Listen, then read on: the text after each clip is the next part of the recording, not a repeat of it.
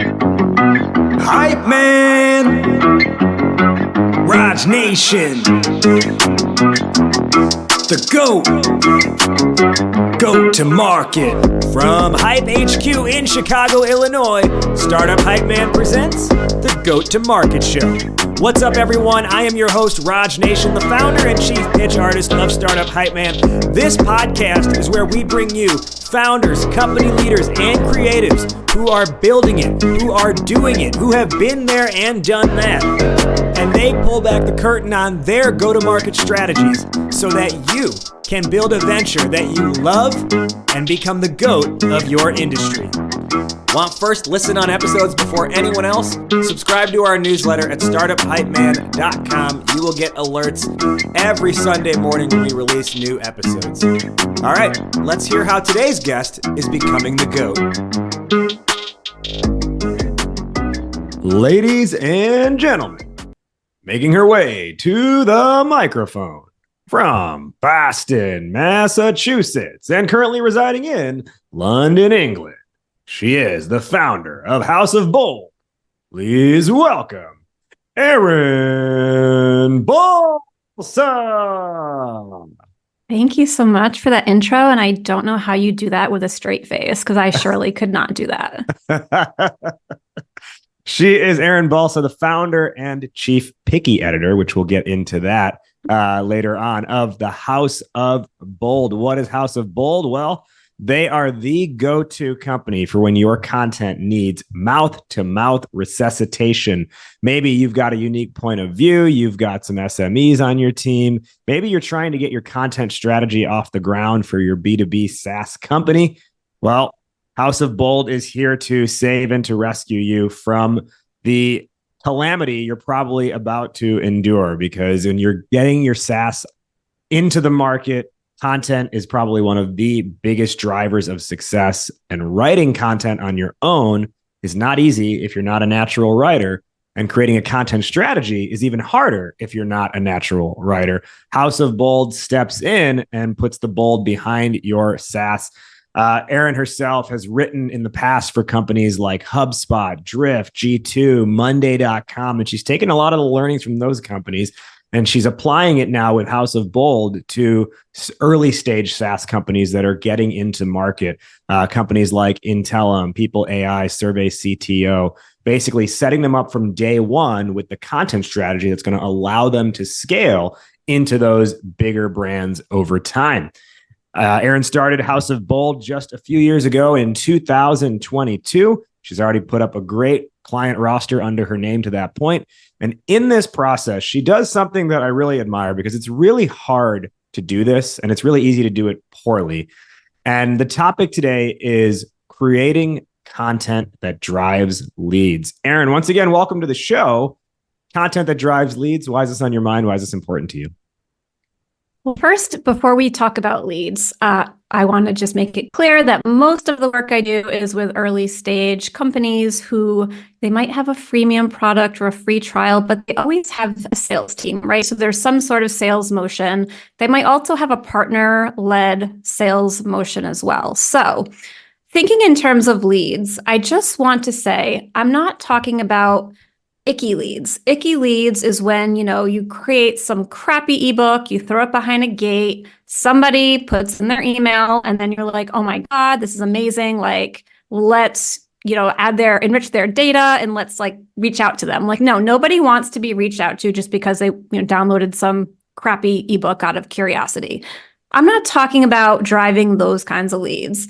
I'm talking about people with actual intent. So I like to think of leads in terms of someone who raised their hand to talk to sales, someone who entered the free trial of their free will. They actually have some sort of intent. And those are the kind of leads that I like to help companies create, people that have actual buying intent.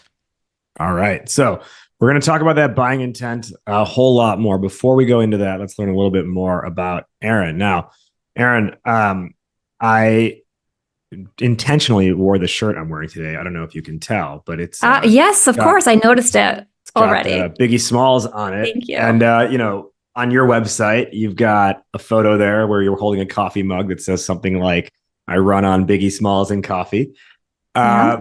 Favorite Biggie song and why? Warning, because I have lots of happy memories of being a, young Erin and bouncing on couches and just like rapping my heads off with my friends and being ridiculous. So it just puts me in a happy mood. I like that. I like that.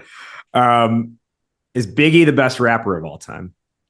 I mean, he's definitely notorious, wink, wink. I don't know if I could say best because there are a lot of really amazing rappers out there. I just love him. I mean, I'm from the East Coast originally, and, he's just bomb. He's just badass.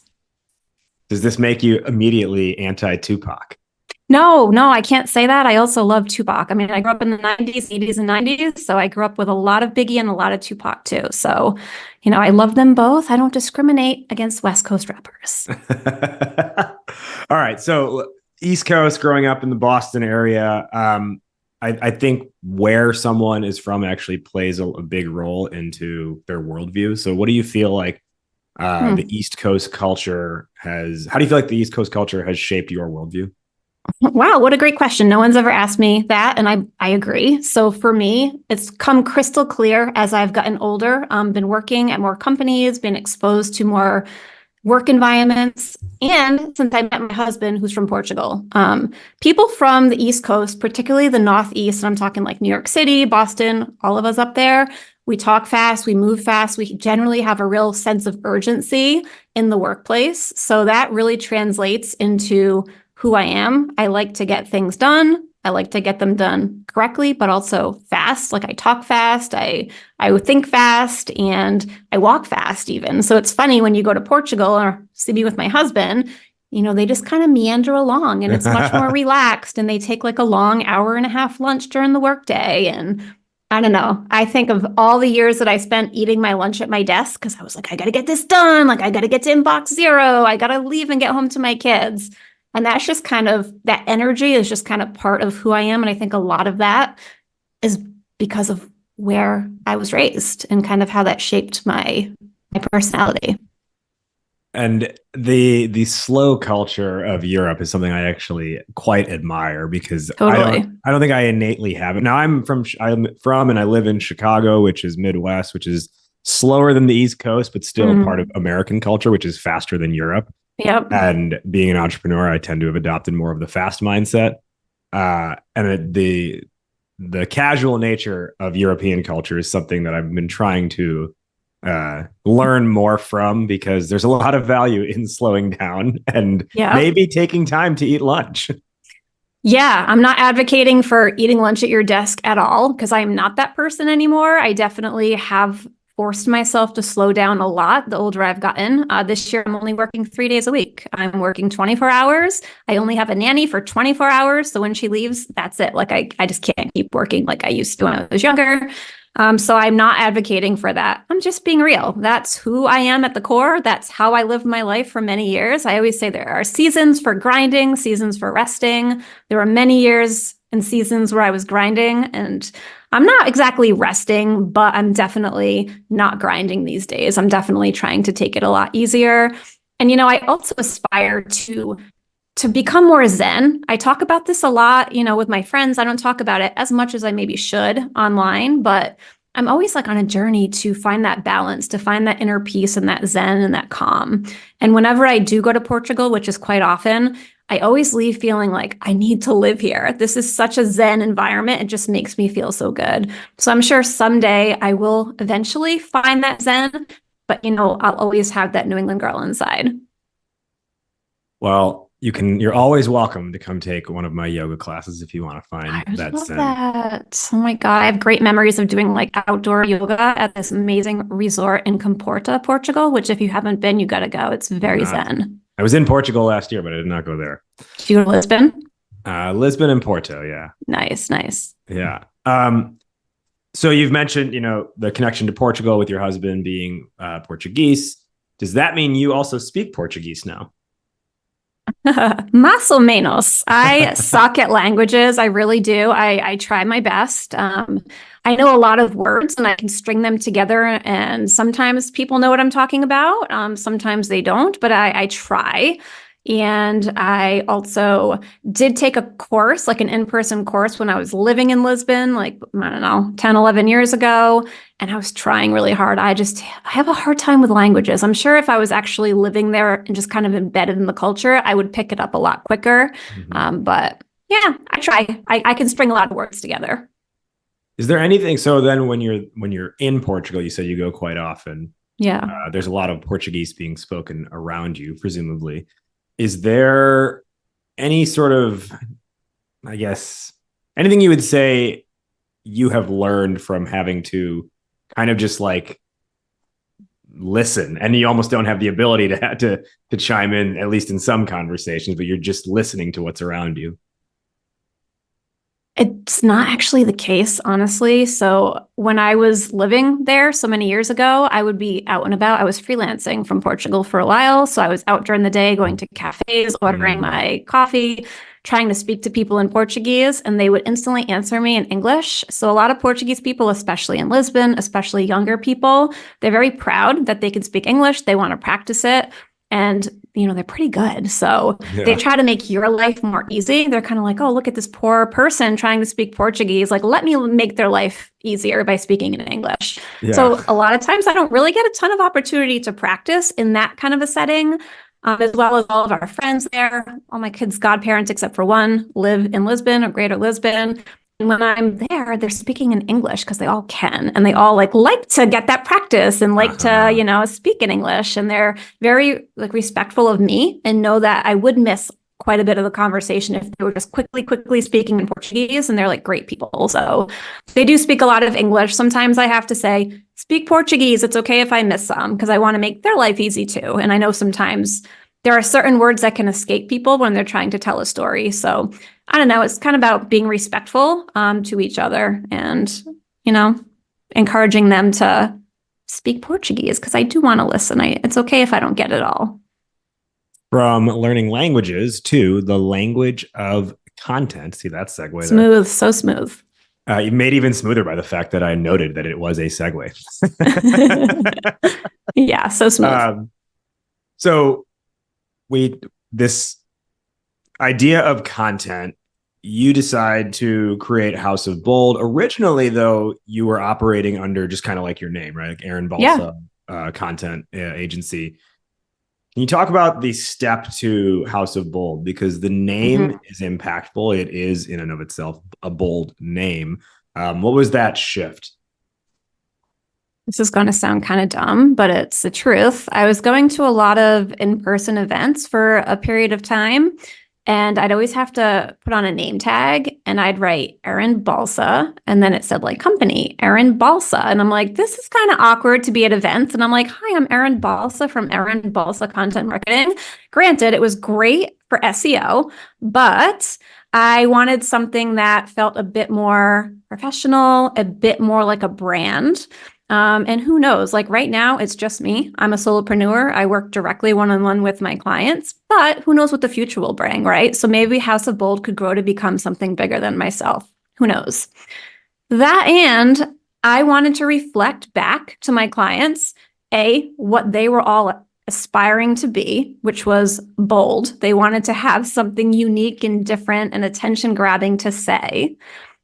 And that's kind of who I am at the core. I mean, if you go to my homepage, you can see a giant eyeball that kind of follows you around as you interact with the page. And, I don't want to be like setting people up to think when I say bold, I think wacky, big eyeballs. That's a version of bold. That's not bold for everyone. So bold might mean having a strong point of view and saying it without fear that you're going to push some people away, right? It's just owning your point of view, being able to make assertions in a direct way without feeling the need to sugarcoat everything. People are constantly trying to, sugarcoat, tone things down, water down their point of view. And, that is the opposite of bold. And that is why it's one of the reasons why we see so much same generic content. So let's go further on that. The generic content. Why do you think it is so easy to do content poorly? Because people are afraid to be bold. I see this all the damn time. I mean, look at what happened with the Canva, a Hamilton wrap the other day. Canva did something bold and it 100% got the word out that they have an enterprise solution, that they've made a big pivot in their business strategy. Yeah, I mean, that's a success right there because we didn't know before. Now we know.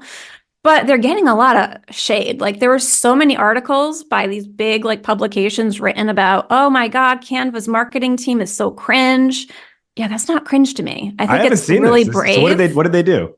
So at their conference, they did a Hamilton rap, and they had people that were dancing and rapping from Canva, and then they had someone dressed up in a suit, and she was playing like a CIO, and she was like, yo, I need to design for my company, essentially. And they're like, yo, we do that. We help entire organizations design. And it's part of their shift. For the first 10 years in business, Canva was empowering any individual around the globe to design, even if they weren't a designer. And, as things happen, companies take a different, approach. And so they shifted in decade 2 to not only empowering individuals, but empowering entire organizations. I sound like I'm a Canva spokesperson. I'm not. They're not paying me to say this. But now they're empowering complete organizations to be a designer, which is pretty cool, right? So they want to get the message out. I've been a Canva customer forever. I pay for it out of my own pocket. I didn't know they had an enterprise tool. Now I do. But everyone's like piling on them and like saying that's so cringe. I think it's bold. And I think that so many people are afraid to be cringe. They're afraid to end up, the latest story in some big publication. They're afraid to end up on LinkedIn Lunatics. They're just afraid to try new things, be different, say things that, people might not get.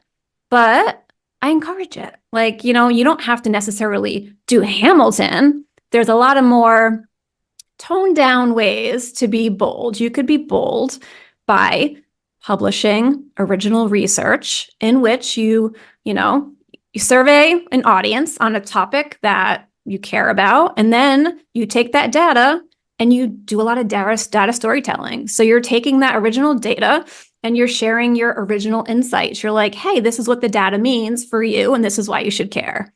That can be bold because so many companies don't even do that.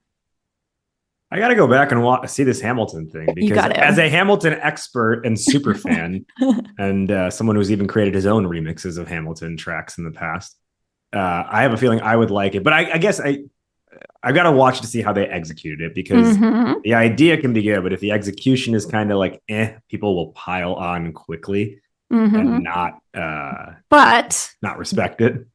I think everyone has their own level of taste. Everyone has their own level of like what's good, what's not good. It's kind of like, what is good content, right? Subjective. Yeah. It's like art. What is good art? It's subjective. Half the art I have in my house, I think is amazing. You might come over and think it's ugly, and vice versa, right? So I don't know. It's kind of like just owning what you think is good and what you think is good execution. And the real magic is A, do people know about the thing you want them to know about?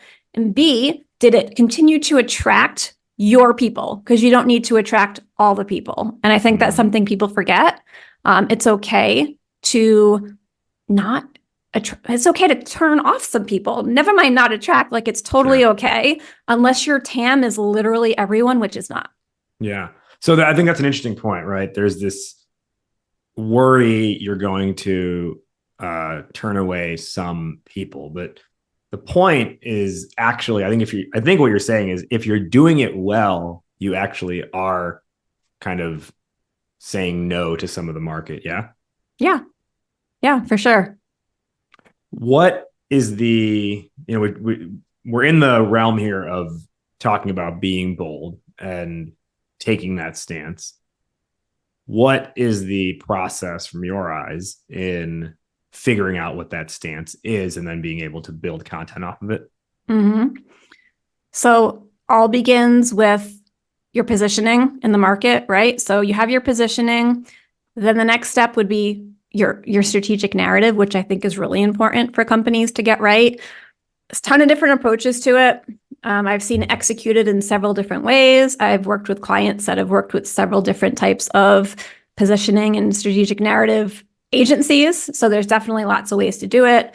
And what I have found extremely valuable is whether you have a strategic narrative that is, a deck or just one slide, like one really compelling slide, you have to take that and turn it into some sort of story. So some sort of text-based story that your team, your marketing team and your sales team and your customer-facing teams can rally around, pull from, and you have this story that you can inject into all of your collateral, all of your messaging, so that you have this red thread that connects all of your content. So it's not like, I'm this live chat company and I'm going to write about the benefits of live chat and the examples of live chat.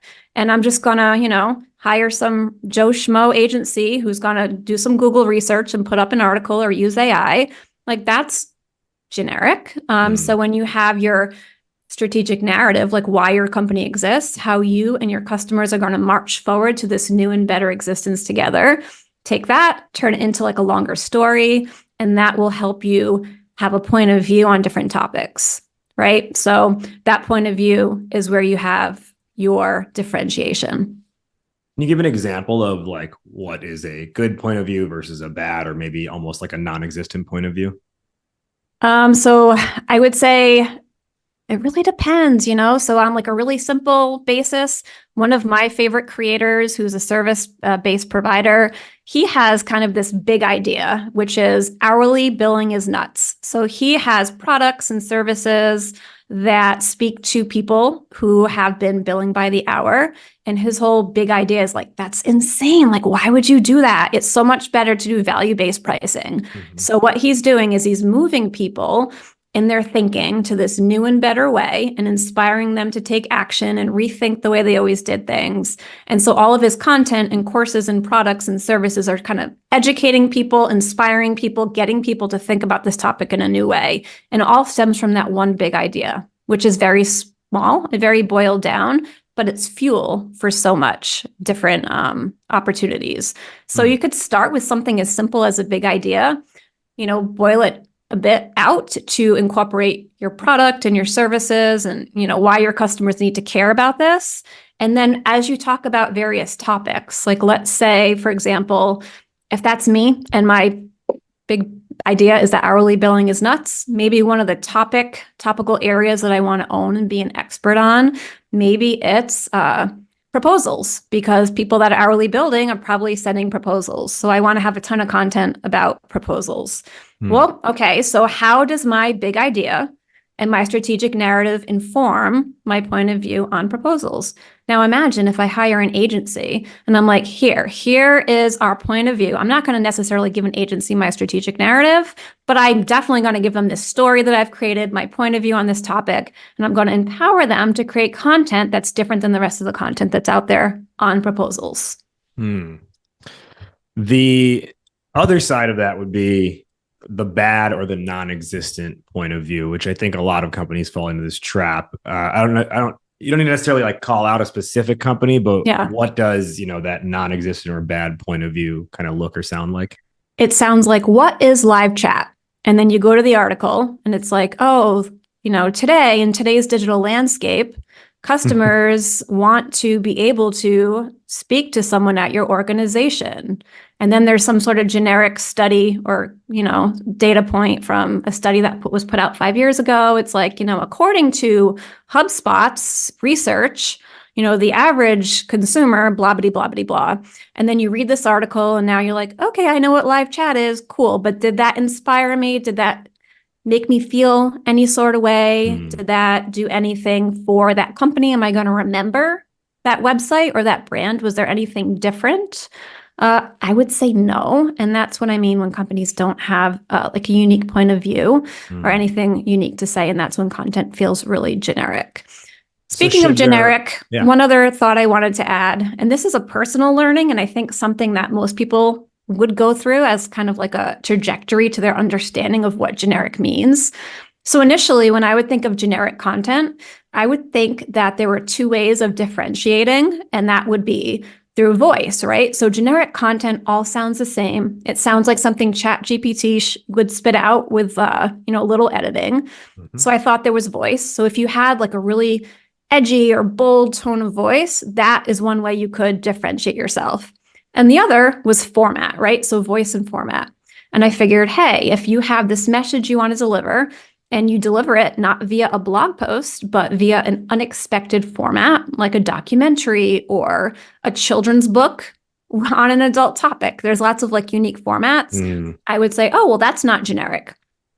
While those things are true, it's also true that you can have the boldest voice and you can have the most unconventional container for your message, but you can still be generic if that message could be said by all of your competitors. So if your competitor could put out the exact same children's book or make that exact same documentary with all the same information inside the container, it's still generic, right? So if you have to focus on only one thing, and whether it's voice or whether it's the container, the format, or whether it's the actual message, I would focus first on the actual message. Then you can always refine your voice. Then you can always refine your containers and experiment. And by the end, you're going to have something like really unique and really bold. I want to go further on that in just a minute. Before I do, everything we've been talking about today so far has been really around this idea of the point of view, having the stance, the opinion.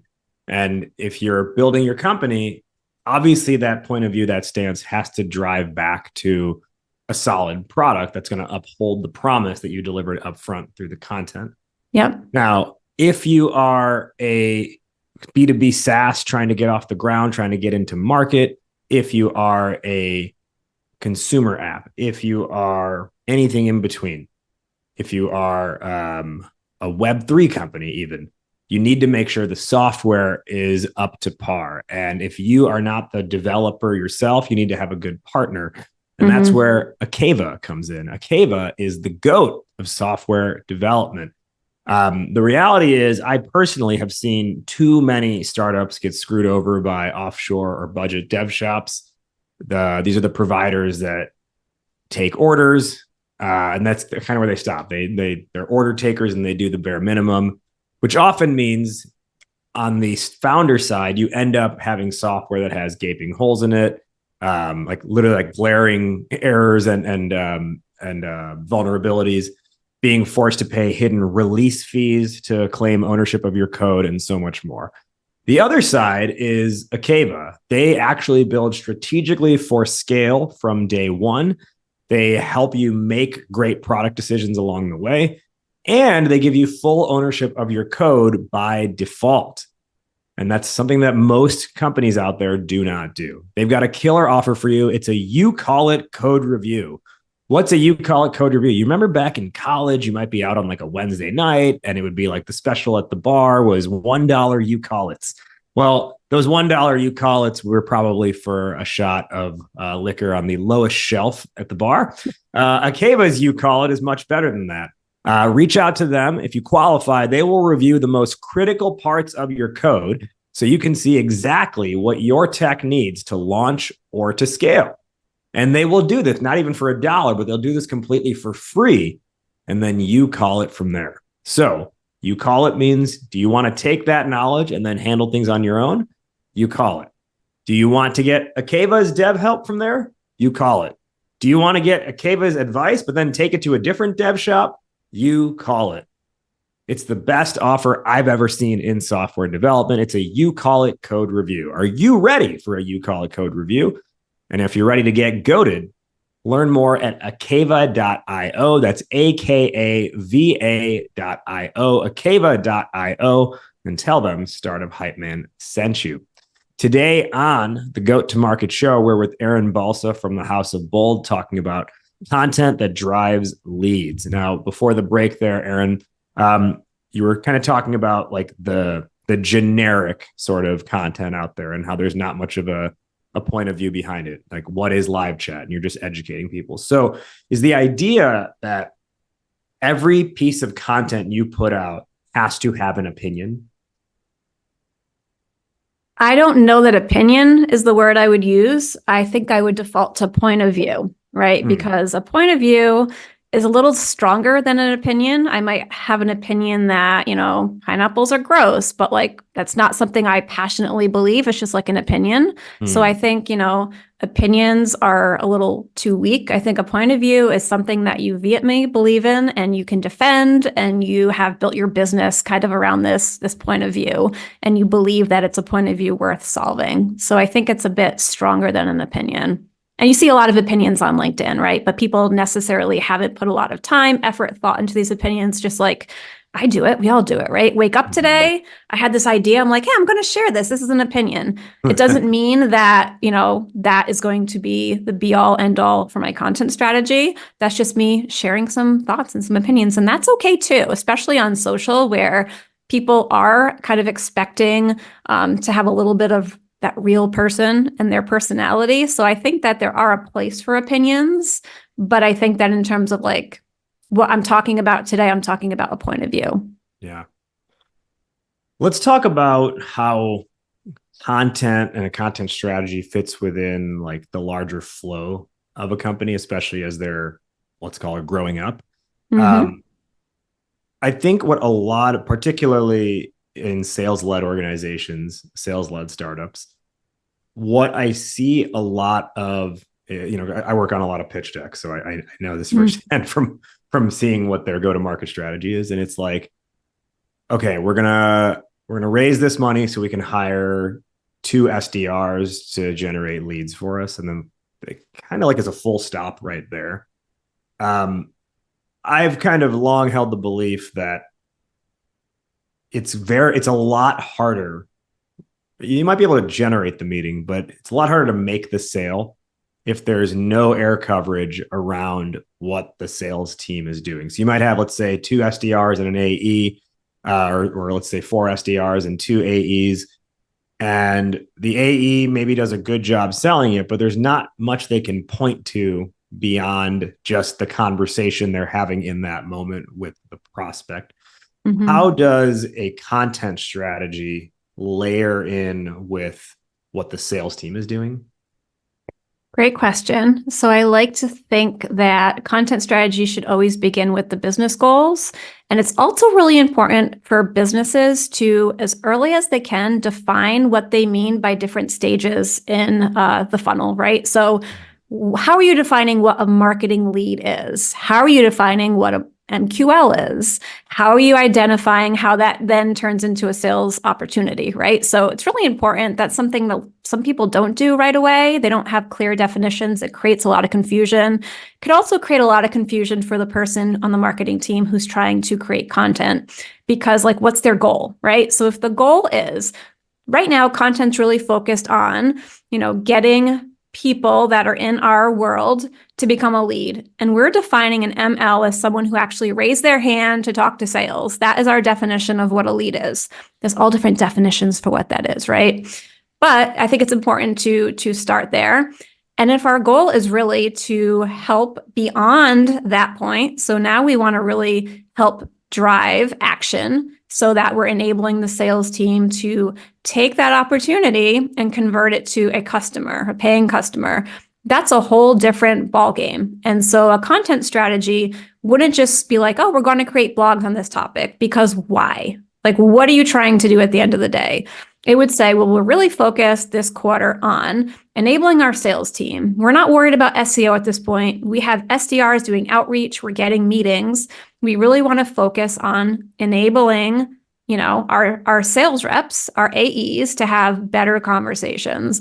The content strategy could be really heavy on, bottom of the funnel content, could be really heavy on sales enablement, customer stories, and not just generic customer stories, but you might do some tailored customer stories for the industries and the use cases and the personas that your sales team is having these conversations with. So there's a lot of different ways that the content strategy can help there. And there's never like a one size fits all. You're not just like, oh, we're going to blog and like share it on social media. That's not a content strategy. That's just kind of winging it.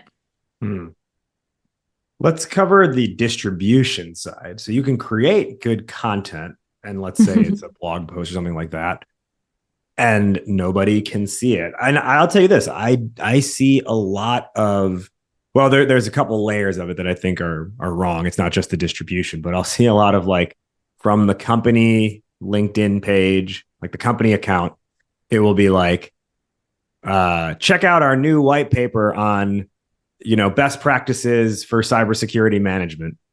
And like, the two people who like it are the two people who work at the company. Yes. What is an effective, well, have you seen stuff like that before? What's your take on it? Yeah, I used to do that.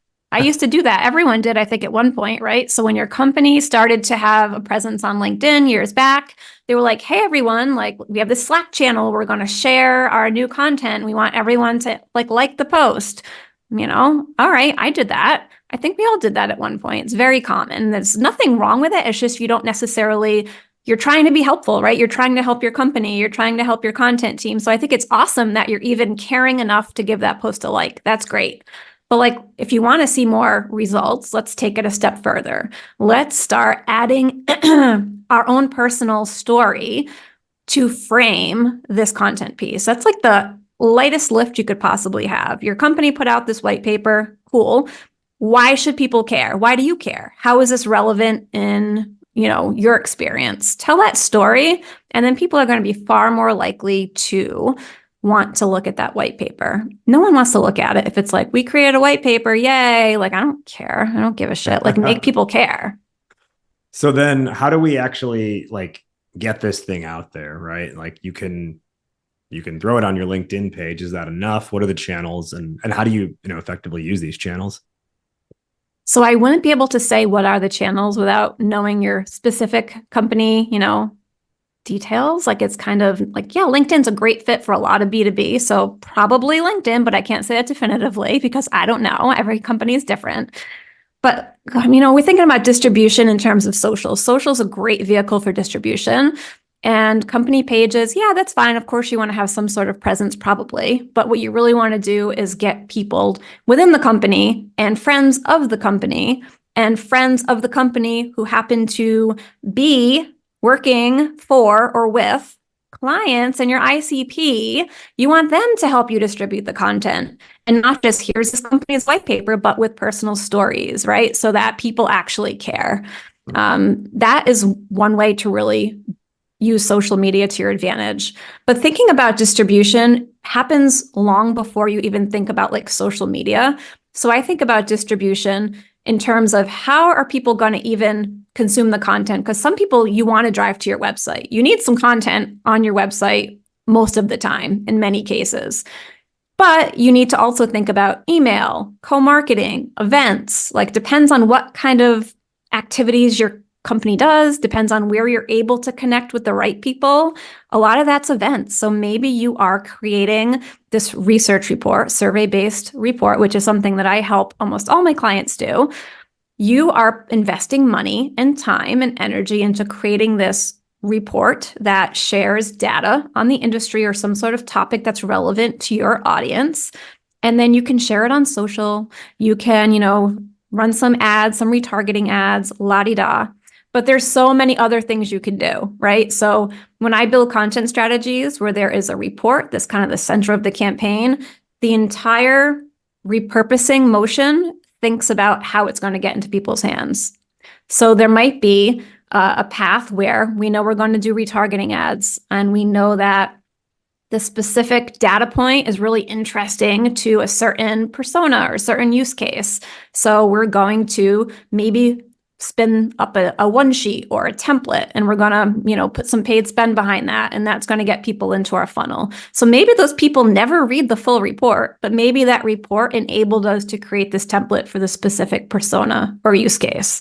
There's just like so many different examples. And I think one of the best examples is, everybody's speaking at industry conferences. People are presenting or hosting dinners at trade shows. And that's a really great way to distribute your content. Of course, you're not going to stand there and hand out, a stapled 30-page PDF report, but there's a lot of ways where you can distribute your message. Again, content marketing, people like to think the phrase content marketing means writing blog posts or writing blog posts, to get found in search. No, at its core, content marketing means idea marketing. It's finding the right container through which you can distribute your idea. and get it in the hands of the right people.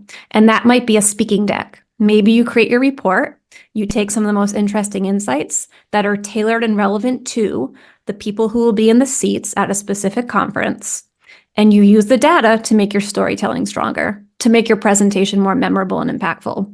So there's a million ways of distributing content outside what people typically think about when they first start learning about content. I really like that. And I have not heard it said that way before. Or finding the right container through which you can communicate your idea. One of the, speaking of these distribution channels and containers, one of the channels I've found to be particularly useful for Startup Hype Man is putting a point of view out and putting content out through a newsletter. I use ActiveCampaign. For anyone listening, you can use the show notes and get a free 2-week trial of ActiveCampaign. It's been very easy to like set up, not even individual emails, but also some automation sequences as well, and kind of create a content ecosystem around different assets. So like one of my biggest lead drivers, actually, I would say the biggest lead driver, is workshops and webinars. And what I'll do is I'll use email as a platform I would say I'm rarely directly selling through a newsletter. The newsletter is used to push you to another asset. So a lot of times it is the newsletter is going to promote the webinar or workshop that I'm doing. And then that creates, a funnel, if you will. People attend that workshop, and then that becomes a asset that from there there's inbound directly off of that, or there is a automated follow-up sequence that I run afterwards that then drives bookings after that. Mm-hmm. And the thing that I've always been sort of specific about and intentional about is how the event is marketed. What I've noticed is more effective is if you have an event coming up, and let's say you're speaking at that event, not just saying, hey, everyone, I'm speaking at such and such on this date, whether it's in person or virtual, whatever. But that's the standard way I've seen people going about it. And I did it for a long time too. And then this shift that I made that I saw was more effective was writing the newsletter, writing the post, whatever it might be, kind of as if you were just giving someone, like, what's something you're probably going to talk about in that event? Mm-hmm. And making a post, just giving people advice about that thing and being like, and by the way, I'm covering this and a whole lot more tomorrow at noon in my workshop on this. Yes. That I've found to be, it's like you treat it not as you're using it as an advertising mechanism to get people to the event, but you're not treating it like a flyer for the event. Mm-hmm. Exactly. You're giving away what they're getting a sneak peek at what they're going to get if they come, as opposed to not having a clue what they're going to get. And they're like, I'm not going to bother. Mm. I used the same strategy recently in my newsletter, actually, and on LinkedIn to help get people, to help drum up sales for my latest course, which I was selling on pre-sale. So what I was doing is I was giving sneak peeks. I showed a sneak peek of the template that is included as a content planning course. So a sneak peek of the template, I just shared it. My newsletter. I'm like, I don't care. Some people might not want to do that. They're like, well, why would they buy the course if you already showed them the template? I'm like, because that's just one aspect, right? A template is only going to get you so far if you don't know how to use the template. And another issue, I shared like a good portion of one of the lessons. So I gave away probably 60% of a lesson. Again, people might say, I'm not going to give away that much of a course because who's going to buy the course? Well, people still bought the course because now they know, oh man, like that was a great tip. Like I want to get more of that. Or wow, that template looks really helpful. I want to learn more. I want to get that template. So I would say the more you can give away, the easier it's going to be to get people to come to your webinar, to come to, whatever it is that you're trying to get them to do, whatever that next action is. Just give away as much as you can and they will come. I've always believed that. Yes. Give away, don't guard. Part of this too is speaking to the situation and the problem set that your prospect is experiencing and not going so hard on promoting your product, but there's such a leniency and default towards the content the content a company creates is just always promoting the product. Do you have any advice for like how to wean yourself off of that sort of mentality? Yeah, I think that you have to understand what channels you're speaking in, how you're connecting with people, if they are in market to buy something or not, if they're just quickly scrolling through LinkedIn, just wanting to kill some time while they're, on the train to the office, whatever it is. Maybe you're not going to be like heavy, hey, here's my product, here are the features, here's this, like, because people aren't necessarily looking for that in that way in that moment.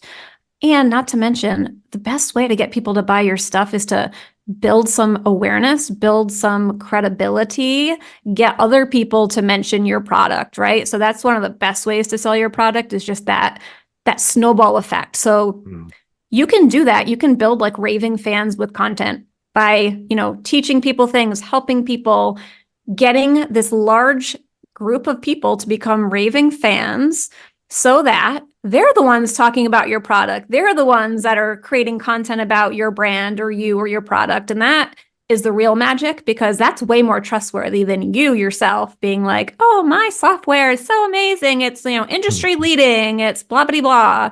Like, no, but like today, I reached out to a buddy of mine who's another solopreneur. We're in a small Slack group together. I was like, hey, I really love your videos lately. And he's like, yeah, thanks. I've been using this tool. I instantly clicked. I instantly used it, made a video I liked, wanted to download the video. And guess what? Now I got to pay. But I might do it because it came through him. It wasn't like someone that worked at that company like, hey, we are the best. We have all this AI editing tools. Like, we're industry leading. And like, I'm not going to fall for that. I want to actually hear it from my friends that I know and trust. So just using content to give away value, to connect with people so that these people think of you. You come top of mind. They want to refer you. They want to help spread the word about how amazing you are. And that's really the magic of content. It's not always about just talking about your product. Granted, there is a time and place to talk about your product, right? Yeah. There sure is. But I would say some of what you're doing has to be product agnostic. It has to really speak, like you said, to the audience's challenges, pain points, etc. Because if I led, when I did this course launch just a couple of weeks ago, if I had led with, my course is amazing, it's the best course, it's like the only content planning system you'll ever need, that's bullshit. No, it's not. Like, my process is just a process that you could try and you might like it and it might work for you, but it's not the only. It's not, the only option for you. That would be a lie. There's lots of different content planning methods based on who you are as a company, like what kind of content you want to create. There's all different types of processes. So rather, what I did was I led with people's challenges. I'm like, yo, are you sick of creating generic content? Do you feel like all of your content pieces are disjointed? Do you feel like your competitor could have done the same thing? Are you stressed out, constantly trying to figure out how to repurpose things after the fact? Are you asking product marketing to add the strategic narrative into your SEO blog posts? Like, this is stuff that's really going to resonate with the right people. They're going to say, hell yeah, that's me. It sucks. And guess what? Now my process, my course sounds very interesting, much more interesting than if I tried to shove it down their throats that, you got to adopt my process or, you're going to die. That's just not believable. You got to be credible. So it's an interesting sort of subtopic because there's a lot of this or die out there, which I find a tough time. My personality, I feel like it's tough to pull it up. Like, I have opinions and I have a point of view and I am pretty rooted in the stances that I have and can put that out there. But I also really struggle with, because I don't know, my thing is I'm like, I kind of always want to be challenged and like make sure what I have is up to snuff. Yeah. And I am open to other opinions and viewpoints. And so I struggle with that, like that very hard line, this is the way, the only way kind of thing. But there are plenty of people who do it and it is effective. So it's, I don't know. I find it, I don't know where I don't love that style, but I also know that it does work. For certain people, not for all. Some people are very turned off by that style. Yeah. So yeah, it's great. If that fits who you are as a person or who you are as a company, go for it. Because some companies are a challenger brand, right? It's all about branding. Think about brand archetypes. If I am an everyman brand, or I am, the sage brand, I'm not all about wanting to shove my way as the only way down your throat, right? Because I'm probably going to want to help to inspire you and to guide you and to help you find that there are different paths to success. And, of course, there's one that we believe in because that's where our product's going to help. But we also want to help everyone find their path to success, even if it's not with us. That might match who I am as a brand. But, there's the challenger brand. There is the outlaw brand. There's those more edgy, hard-hitting brands where that kind of approach makes complete sense. So I think that when you're seeing it work for some people, it might not be right for all. You can still have a point of view as a magician, as whatever your brand archetype is, you can still have a point of view for sure on what you think is a great way for people to do things or why they should leave their old way behind and start working toward this new way. It's just that your approach is going to be different. The delivery of your message is going to be different. Let's hit our wrap up now. First off, Erin, where can our listeners find you? Where can they learn more about House of Bold? Well, I'm active on LinkedIn, and I'm the only Erin Balsa on LinkedIn. So thank God I married my husband and got rid of my generic maiden name. So you can always find me there. Happy to connect. I also have a website called houseofbold.com, and house is spelled Haus, House of Bold. And I have a newsletter called Leading Thoughts. So feel free to subscribe and we can stay in touch in all those different ways. You mentioned a new course that's out as well. Can you share a little bit about that? Yeah, I launched my second course. So what I'm trying to do over time is teach people kind of my entire system or way of thinking about content marketing via courses that are modular. So you could buy a course to learn how I do content planning, which is my latest course. You could buy a course to learn how I do research reports. So eventually I like to have this library of courses that are modular that all kind of complement each other and fit together. So the latest course is for anyone who's trying to move away from generic content, trying to plan more intentionally, reduce the chaos, and get the most out of their efforts. It's a content planning course for people that want to build topical authority that's not rooted in SEO, that really helps people to put the human first, not the search engines, and helps people to deliver original insights and incorporate their strategic narrative. Awesome. Yeah. Let's now give our before I do that, who is one person you want to give a shout out to in your professional network who's been helpful to you? Oh God, so many people have been helpful. I feel like I'm leaving out somebody, but the one that popped to mind is my friend Erica Schneider. She is awesome. We connected a few years ago. I just naturally gravitated toward her. We're both a little bit unconventional, a little bit casual, a little bit different than your typical marketing leader, but she's been so helpful and so generous with her time and friendship, and I'd love to give her a shout out. Let's now give our top one or two lessons or takeaways from the conversation.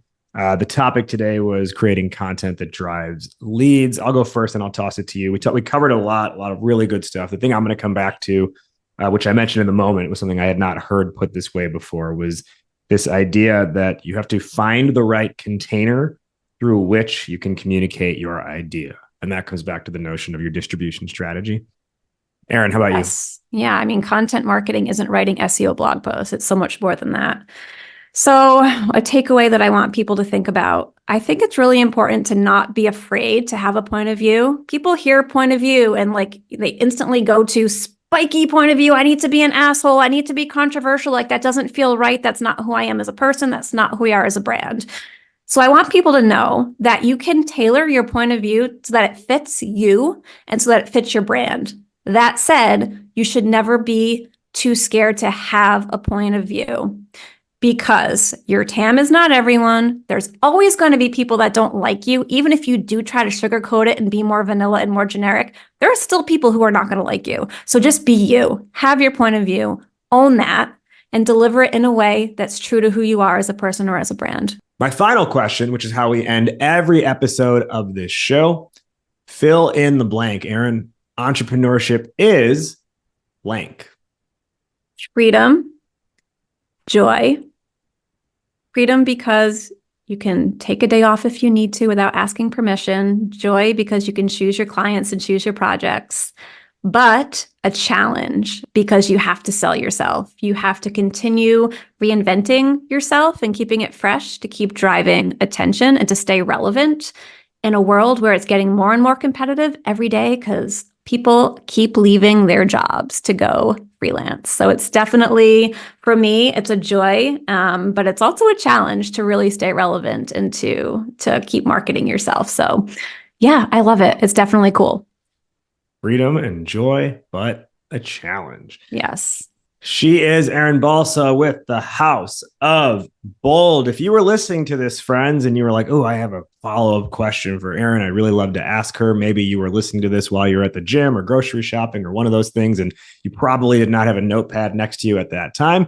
Guess what? You have an opportunity to ask follow-up questions to Erin because she's going to be joining our community, the Goat to Market Club, and doing an Ask Me Anything for the whole week. This episode, the whole first week, this episode is live. So you can hop into our community and you can ask her a follow-up question on content strategy. You can ask her about what to do with SEO as it relates to your overall strategy. You can ask her about how to integrate strategy with sales. You can ask her the question that I forgot to follow up on, which is her title of being Chief Picky Editor. Why did she choose that? You can ask that, or you can even ask her about her failed efforts at learning Portuguese. All of it is fair game in an Ask Me Anything going down in one place, and that is inside of the Goat to Market Club, our online founder and GTM leader community. It's totally free to join. You just hop in at startuphypeman.com/GTM-club, startuphypeman.com/GTM-club. Head in there. Erin will be hanging out the whole first week. This episode is live. Erin, thank you once again for joining today on the Goat to Market Show. Thanks for having me.